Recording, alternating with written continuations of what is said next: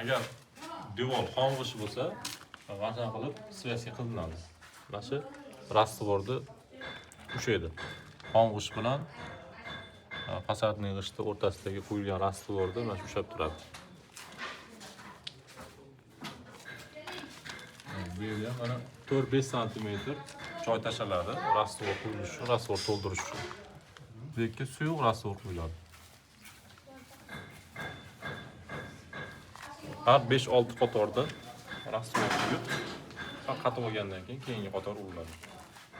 G'isht bilan tashlab olmaslik uchun. Keyin beton bo'lib ketadi.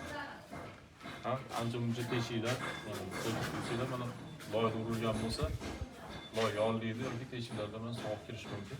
Mana teshiklar hammasi yopilib ketadi rastvor quygandan keyin. Ichkari temiz bo'lib qoladi, xudo xolasa. Sho'ri chiqmaydi mana. Rastvorni sho'ri ham tashqariga bermagan.